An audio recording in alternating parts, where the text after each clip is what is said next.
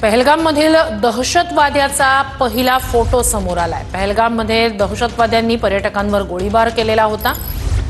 त्यातल्या काही दहशतवाद्यांनी बॉडी कॅमेरे लावल्याची सुद्धा माहिती आहे। एका दहशतवाद्याचा पहिला फोटो समोर आलेला आहे। जी माहिती आली होती त्यातल्या 4 पैकी 2 दहशतवादी काश्मीरमधले होते, 2 पाकिस्तानमधले होते आणि दहशतवाद्याचा हातात बंदूक घेतलेला हा पहिला फोटो पहलगाममधून समोर आलाय। पर्यटकांवर हल्ला करणाऱ्या एका दहशतवाद्याचा हा पहिला फोटो समोर आलेला आहे।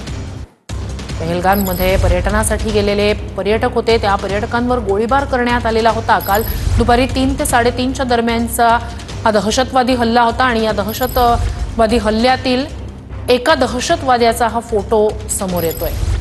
पर्यटकांवर हल्ला करणाऱ्या या दहशतवाद्यांपैकी काहींनी बॉडी कॅमेरे लावल्याची सुद्धा माहिती आहे। त्यातील 2 दहशतवादी काश्मीरचे, 2 पाकिस्तानचे असल्याची माहिती आहे। पर्यटकांवर जे पहलगाममध्ये आलेले पर्यटक होते त्या ठिकाणी पर्यटकांवर गोळीबार करण्यात आला। 26 पर्यटकांचा या भ्याड दहशतवादी हल्ल्यात मृत्यू झालाय आणि हा दहशतवादी हल्ला करणाऱ्या एका दहशतवाद्याचा हा फोटो, हातात बंदूक घेतलेला, पाठमोरा असलेला हा दहशतवादी